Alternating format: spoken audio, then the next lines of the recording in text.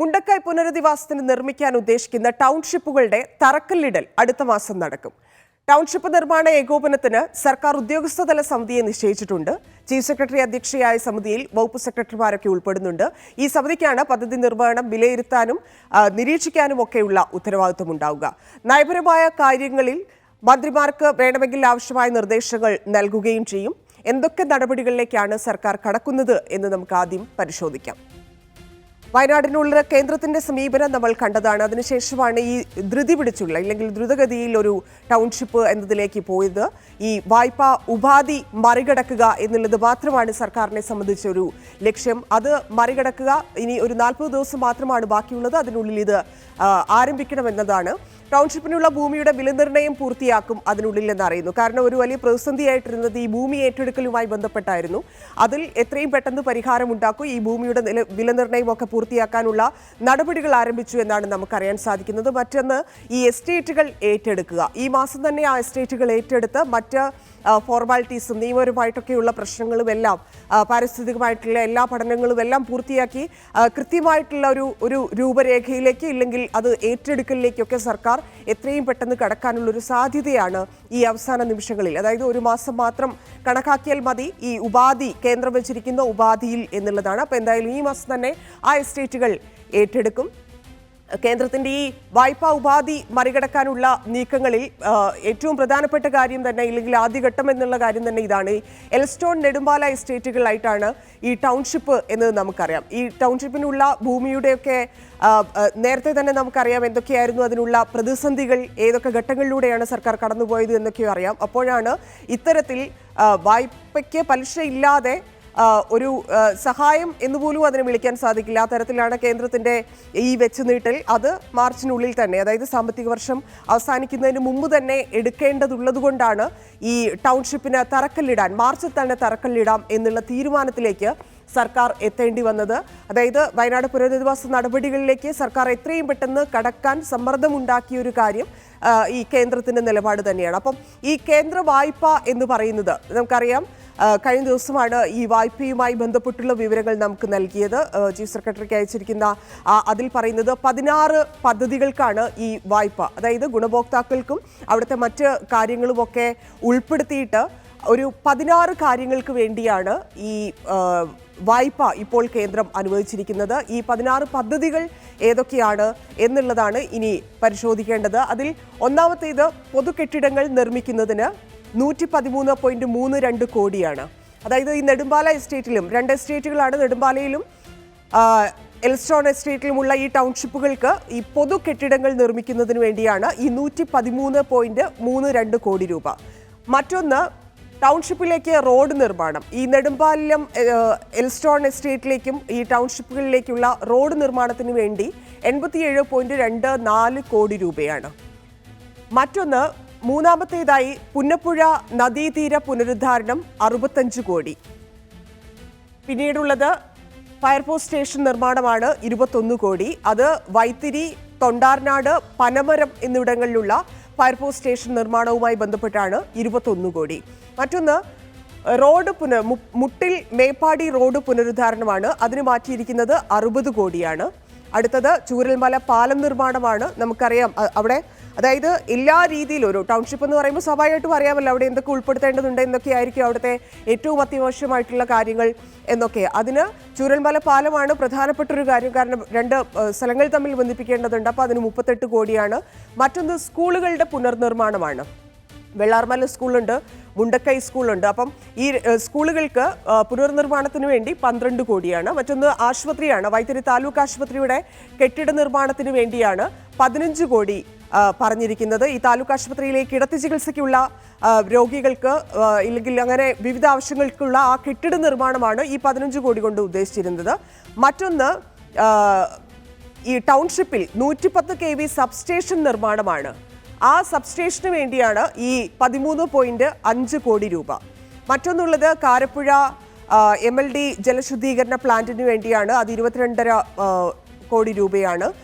മേപ്പാടിയിലും സമീപ പഞ്ചായത്തുകളിലും 6 ഹെലിപാഡുകളും അപ്രോച്ച് റോഡുകളും അതിന് 9 കോടി രൂപയാണ് മാറ്റിവെച്ചിരിക്കുന്നത്.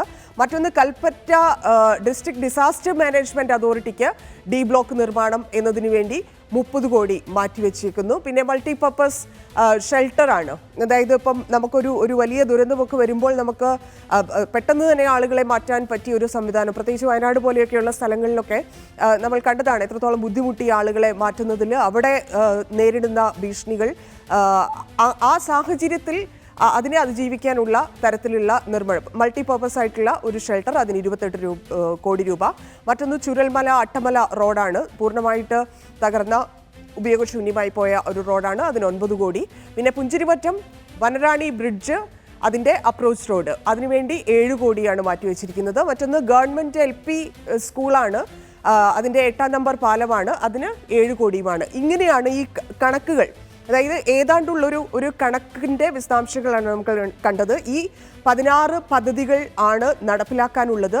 അതിൻ്റെ തറക്കല്ലിടലാണ് നടക്കേണ്ടത്. അതും ഈ പറഞ്ഞ പോലെ സാമ്പത്തിക വർഷം അവസാനിക്കുന്നതിന് മുമ്പ് തന്നെ ഈ കാര്യങ്ങൾ, അതായത് ഈ തുക വിനിയോഗിക്കണം എന്നുള്ളതാണ്. 2024-25 വർഷത്തെ തുകയായിട്ടാണ് കേരളത്തിന് കേന്ദ്രം അത് നൽകിയിരിക്കുന്നത്. അത്രയും, അതായത് പലതരത്തിൽ കേരളത്തെ അവഗണിക്കുന്നത് നമ്മൾ കണ്ടിട്ടുള്ളതാണ്. ഈ പറഞ്ഞതുപോലെ തന്നെ വയനാടുമായി ബന്ധപ്പെട്ട് തന്നെ എങ്ങനെയൊക്കെയാണ് കേന്ദ്രം അതിൽ നിലപാടെടുത്തത്, കോടതിയിൽ എങ്ങനെയൊക്കെ പോയി, എന്തൊക്കെ കാര്യങ്ങളിലാണ് കേരളത്തിന് അതിൽ തിരിച്ചടി ഉണ്ടായത് എന്നൊക്കെയുള്ള കാര്യങ്ങൾ കണ്ടതാണ്. അപ്പോഴാണ് ഇങ്ങനെ ഒരു വ്യവസ്ഥ കൂടി, അല്ലെങ്കിൽ ഉപാധി കൂടി കേന്ദ്രം വെച്ചിരിക്കുന്നത്. സ്വാഭാവികമായിട്ടും എത്രയും പെട്ടെന്ന് കാര്യങ്ങൾ മുന്നോട്ട് കൊണ്ടുപോവുക എന്നത് മാത്രമേ കേരള സർക്കാരിന് വഴിയുള്ളൂ. ഇനി ഇതിൻ്റെ ഏകോപനമാണ് വേണ്ടത്. അതായത് അതിനാണ് ഇന്നിപ്പോൾ സർക്കാർ ഒരു സമിതിയെ തീരുമാനിച്ചത്. ആ സമിതിയുടെ ഉത്തരവാദിത്തം എന്തൊക്കെയാണ്, ആരൊക്കെയാണ് സമിതിയിൽ എന്നതുൾപ്പെടെ സർക്കാരിൻ്റെ നീക്കങ്ങളെക്കുറിച്ചുള്ള വിവരങ്ങൾ നൽകും സെയ്ഫ് സിംഗ് ലാബെ. വയനാട് പുനരധിവാസവുമായി ബന്ധപ്പെട്ട സുപ്രധാന തീരുമാനങ്ങളിലേക്ക് സംസ്ഥാന സർക്കാർ കടക്കുകയാണ്. കേന്ദ്രത്തിൽ നിന്ന് ധനസഹായമൊന്നും ലഭ്യമായിട്ടില്ലെങ്കിലും വായ്പ എടുക്കാൻ വേണ്ടിയുള്ള അനുമതി കേന്ദ്ര സർക്കാർ കഴിഞ്ഞ ദിവസമാണ് നൽകിയത്. 529 കോടി രൂപ വായ്പ എടുക്കാം കേരളത്തിനെന്നും, അത് പക്ഷേ മാർച്ചിനകം ചെലവാക്കണം എന്നുള്ളതുമായിരുന്നു കേന്ദ്രത്തിൻ്റെ നിലപാട്. ഈ പശ്ചാത്തലത്തിൽ ആ വായ്പ എടുക്കാൻ അനുമതി നൽകിയ തുക പോലും നഷ്ടപ്പെടാതിരിക്കാൻ വേണ്ടി വേഗത്തിൽ തന്നെ ഈ പുനരധിവാസവുമായി ബന്ധപ്പെട്ട നടപടിക്രമങ്ങളിലേക്ക് കടക്കാനുള്ള തീരുമാനത്തിലേക്ക് സംസ്ഥാന സർക്കാർ കടക്കുകയാണ്. മാർച്ച് മാസത്തിൽ, അതായത് അടുത്ത മാസം തന്നെ ഈ ടൗൺഷിപ്പുകളുമായി ബന്ധപ്പെട്ട് 2 ടൗൺഷിപ്പുകളാണ് വയനാട്ടിൽ നിർമ്മിക്കാൻ വേണ്ടി തീരുമാനിച്ചത്, വയനാട് മുണ്ടക്കയിൽ നിർമ്മിക്കാൻ വേണ്ടി തീരുമാനിച്ചത്. ആ ടൗൺഷിപ്പുകളുടെ തറക്കല്ലിടൽ മാർച്ച് മാസത്തിൽ തന്നെ നടത്താനാണ് സംസ്ഥാന സർക്കാർ പ്രധാനമായും ആലോചിക്കുന്നത്.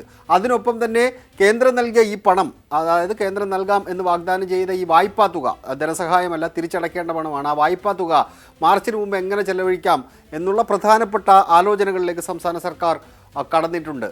അത് വിവിധ പദ്ധതികളുമായി ബന്ധപ്പെട്ട് റോഡ്, അതുപോലെ തന്നെ കെട്ടിടങ്ങൾ, അതായത് വീടല്ലാതെ മറ്റ് കെട്ടിടങ്ങൾ നിർമ്മിക്കുന്ന സംവിധാനങ്ങൾക്ക് ആർക്കാണോ ചുമതല നൽകുന്നത് അവർക്ക് ആ പണം ആദ്യം തന്നെ അഡ്വാൻസായി നൽകിക്കൊണ്ട് ഈ പണം പരമാവധി ചെലവഴിക്കാം എന്നുള്ളതാണ് സംസ്ഥാന സർക്കാർ ആലോചിക്കുന്നത്. മുഖ്യമന്ത്രിയുടെ അധ്യക്ഷതയിൽ ചില യോഗങ്ങൾ ചേർന്നുകൊണ്ട് പ്രധാനപ്പെട്ട തീരുമാനങ്ങളിലേക്ക് കടന്നിട്ടുണ്ട്. അതിനിടയിൽ സംസ്ഥാന സർക്കാരിൻ്റെ ഉത്തരവ് വന്നിട്ടുണ്ട്. വയനാട് പുനരധിവാസവുമായി ബന്ധപ്പെട്ട മേൽനോട്ട ചുമതല, അതുമായി ബന്ധപ്പെട്ട കാര്യങ്ങൾ കൃത്യമായി നിർവഹിക്കാൻ വേണ്ടി ചീഫ് സെക്രട്ടറി അധ്യക്ഷയായ ഒരു സമിതിയെ ചുമതലപ്പെടുത്തിയിട്ടുണ്ട്. അതിനകത്ത് എല്ലാ വകുപ്പിൻ്റെയും സെക്രട്ടറിമാർ, അഡീഷണൽ ചീഫ് സെക്രട്ടറിമാർ, പ്രിൻസിപ്പൽ സെക്രട്ടറിമാർ അടക്കം എല്ലാവരും ഉണ്ട്. കാരണം ഒരു വകുപ്പിനെ കൊണ്ട് മാത്രം നടക്കുന്നതല്ല വയനാട് മുണ്ടക്കയിലെ പുനരധിവാസം. എല്ലാ വകുപ്പുകളും ഒത്ത് ചേർന്ന് വേണം നടപ്പാക്കാൻ. ഇപ്പോൾ കുടിവെള്ളമായാലും വൈദ്യുതി ആയാലും റവന്യൂ വകുപ്പുമായി ബന്ധപ്പെട്ട കാര്യങ്ങളായാലും റോഡുമായി ബന്ധപ്പെട്ട കാര്യങ്ങളായാലും ഗതാഗതവുമായി ബന്ധപ്പെട്ട കാര്യങ്ങളായാലും അങ്ങനെ എല്ലാ വകുപ്പുകളും ചേർന്നാൽ മാത്രമേ വയനാട്ടിലെ പുനരധിവാസം പൂർണ്ണമായി നടപ്പാക്കാൻ കഴിയൂ. അതുകൊണ്ട് ചീഫ് സെക്രട്ടറി അധ്യക്ഷയായ ഒരു സമിതിയെ സംസ്ഥാന സർക്കാർ അതിനുവേണ്ടി തീരുമാനിച്ചിട്ടുണ്ട്.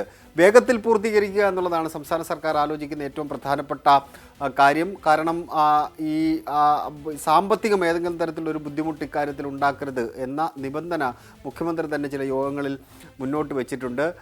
കഴിഞ്ഞ ദിവസങ്ങളിൽ നടന്ന നയപ്രഖ്യാപന പ്രസംഗം, അതായത് നിയമസഭ തുടങ്ങുന്നതിന് മുമ്പ് നടന്ന നയപ്രഖ്യാപന പ്രസംഗത്തിൽ ഗവർണർ തന്നെ സൂചിപ്പിച്ചത് 1 വർഷത്തിനുള്ളിൽ വയനാട്ടിലെ പുനരധിവാസം പൂർത്തിയാക്കും എന്നുള്ളതാണ്. ഇപ്പോൾ ഈ മാർച്ചിൽ തുടങ്ങാൻ വേണ്ടി തീരുമാനമെടുക്കുമ്പോൾ സ്വാഭാവികമായിട്ട് 1 വർഷത്തിനുള്ളിൽ അത് നടപ്പാക്കും. അടുത്ത മാർച്ചോടുകൂടി അത് പൂർത്തീകരിക്കും എന്ന് പ്രതീക്ഷിക്കാം. നിയമസഭാ തെരഞ്ഞെടുപ്പ് ഏപ്രിലോ മെയ്യിലോ ഉണ്ടായേക്കാം. അതിന് മുന്നോടിയായി വയനാട് മുണ്ടക്കയിലെ പുനരധിവാസം പുനർനിർമ്മാണ പ്രവർത്തനങ്ങൾ പൂർത്തീകരിക്കുക എന്നുള്ളതാണ് സംസ്ഥാന സർക്കാർ ലക്ഷ്യം വെക്കുന്ന കാര്യം. അതിൽ തടസ്സങ്ങൾ പലതരത്തിലുള്ള തടസ്സങ്ങളുണ്ട്. പക്ഷേ അതിനെല്ലാം മറികടന്നുകൊണ്ട് സംസ്ഥാന സർക്കാർ മുന്നോട്ട് പോവുകയാണ്. ഭൂമിയുമായി ബന്ധപ്പെട്ട പ്രശ്നം സംസ്ഥാന സർക്കാരുമായി ബന്ധപ്പെട്ട് അവരുടെ ഉദ്യോഗസ്ഥരുമായി ബന്ധപ്പെട്ട് സംസാരിക്കുമ്പോൾ തന്നെ അവർ പറയുന്നത് ഭൂമി ഏറ്റെടുക്കൽ, എസ്റ്റേറ്റുകൾ ഏറ്റെടുക്കുന്നതുമായി ബന്ധപ്പെട്ട അവസാനഘട്ട ചർച്ചകളിലാണ് ഉള്ളത്. അവർക്ക് അതിന് ഏറ്റവും വലിയ പ്രധാനപ്പെട്ട കാര്യവും സേഫ് പറഞ്ഞതുപോലെ ഭൂമി ഏറ്റെടുക്കുക, ഈ തറക്കല്ലിടുക എന്നുള്ളത് വളരെ ഒട്ടും ഈസി ആയിട്ടുള്ള കാര്യത്തിലേക്കല്ല സർക്കാർ കടക്കുന്നത്. വളരെ ചലഞ്ചിങ് ആയിട്ടുള്ളൊരു കാര്യത്തിലേക്ക് കൂടിയാണ് കടക്കുന്നത് എന്നുള്ളതാണ്. അത് കൃത്യമായ ഏകോപനത്തിലൂടെ മുന്നോട്ട് പോകട്ടെ എന്ന് തന്നെ വിചാരിക്കാം. കാരണം ഒരു കൂട്ടം മനുഷ്യരുടെ ഭാവി, അവരുടെ ജീവിതവുമായി ബന്ധപ്പെട്ടുള്ള കാര്യമാണ്. അത് സ്മൂത്തായി തന്നെ നടക്കട്ടെ എന്ന് ആശംസിക്കുകയും ചെയ്യാം.